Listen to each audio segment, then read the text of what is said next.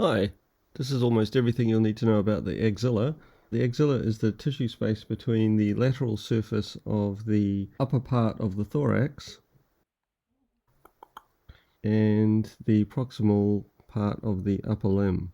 The axilla is a well-defined space with 4 walls and an apex and a base, and we'll be discussing all of those.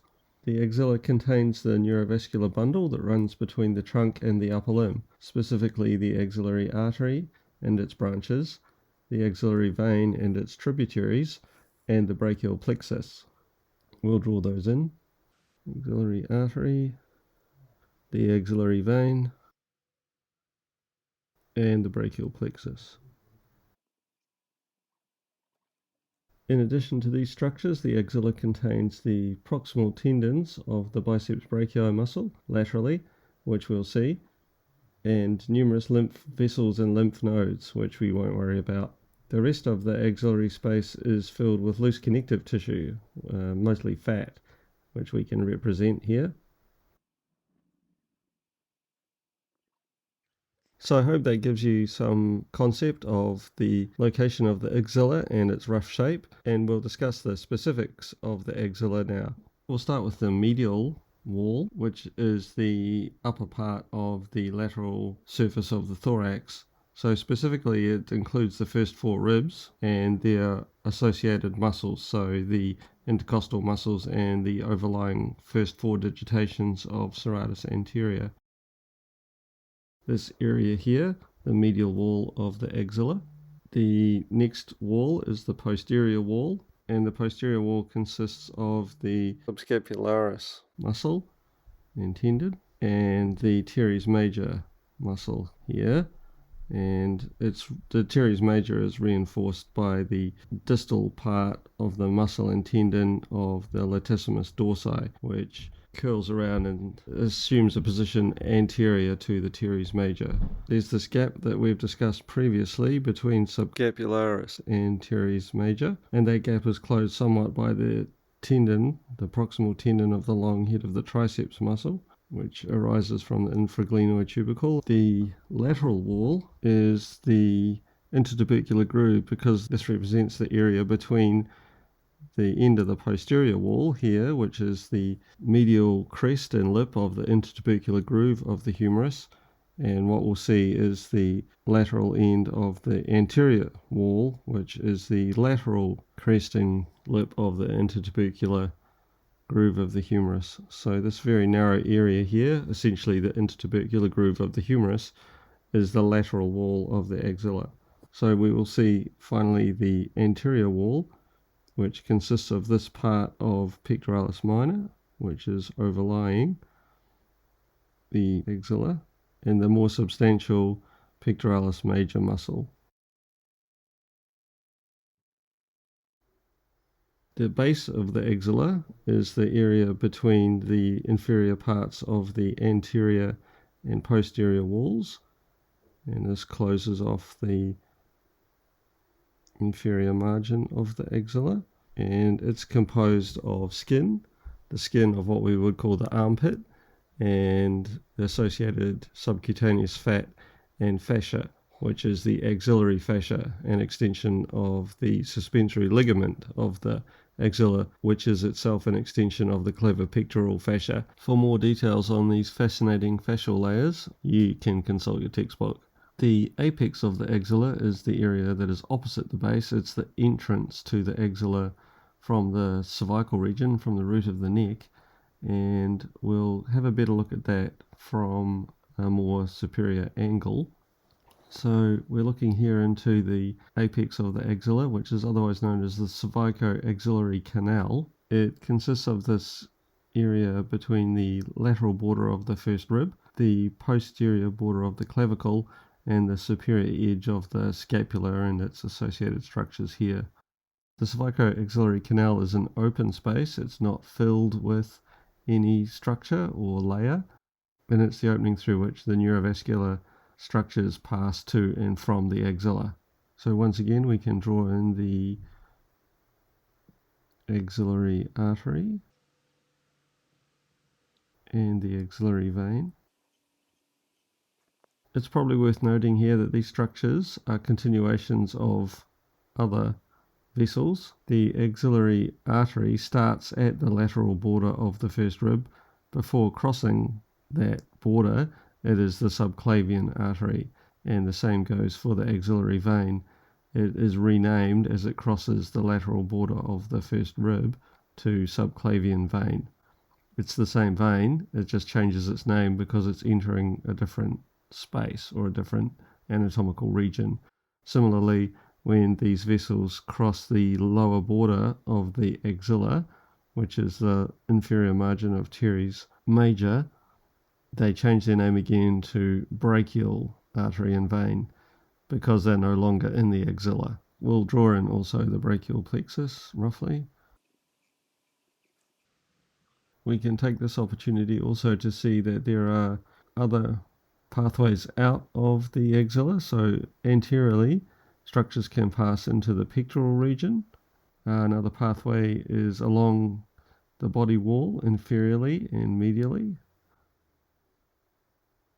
And the major pathway, of course, is to and from the upper limb by passing laterally and inferiorly into the arm. Pathways via the cervico-axillary canal can lead to the cervical region in the case of the nerves, and into the thoracic cavity in the case of the vessels. And we saw earlier the pathways posteriorly through the quadrangular and triangular spaces to the scapular region. So this is why the axilla is known as the distribution center for the neurovascular structures of the superior thorax and the upper limb. So one more summary, just in case anyone is acquiring it. If you feel you've understood it, you can skip ahead. But first rib here, fourth rib, the intertubercular groove, medial lip and lateral lip, forming the lateral wall, the subscapularis muscle and the teres major muscle, forming the posterior wall. Technically, the posterior wall extends all the way back to where serratus anterior meets subscapularis, which is the medial border of the scapula. The anterior wall, the base connecting the inferior margins of the posterior and anterior walls, and running to the medial wall, and the apex, the cervico-axillary canal, connecting theoretically the superior margins of the posterior and anterior walls with the medial wall, but there's no structure there, it's just a space. Quickly illustrate the contents. So 4 walls and a base and an apex of the axilla. So just one final diagram to clarify the relationship between the muscular structures, medial wall, posterior wall, lateral wall, long head of triceps muscle, quadrangular and triangular spaces. This space here between the humerus and the long head of triceps, just inferior to the inferior border of teres major, is for the radial nerve to traverse to gain access to the posterior compartment behind the humerus. We can draw in the coracobrachialis muscle now from the coracoid process of the scapula to the proximal shaft of the humerus anteriorly. Classified as an arm muscle, even though you could call it a scapulohumeral muscle, because it shares a nerve supply with the other muscles of the anterior compartment of the arm, which is the musculocutaneous nerve, which enters the muscle belly of coracobrachialis in the axilla, the long head of biceps tendon in the intertubercular groove, and the short head of biceps. We'll quickly sketch the neurovascular bundle.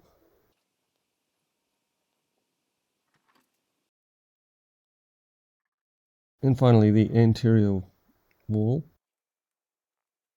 Laterally, the anterior wall, the fibers of pectoralis major curl over the tendons of the biceps. So they encompass the tendons of the biceps and the coracobrachialis muscle within the axilla.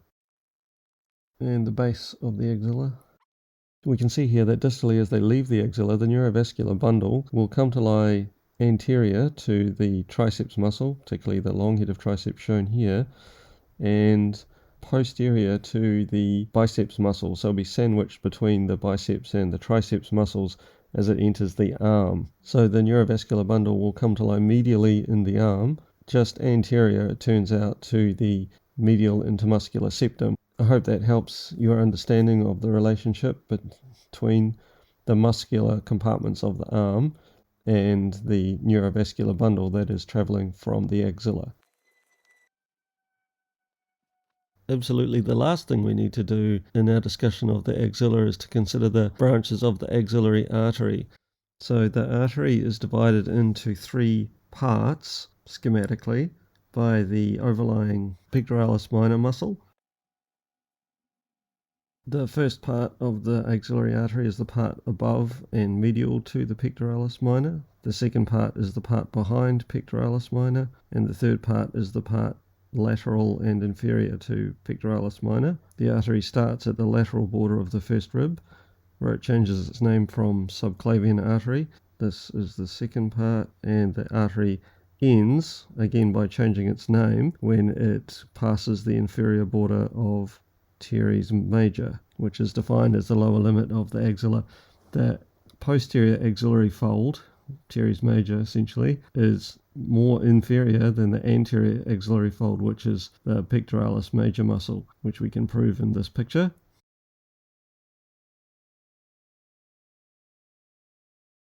Awesome.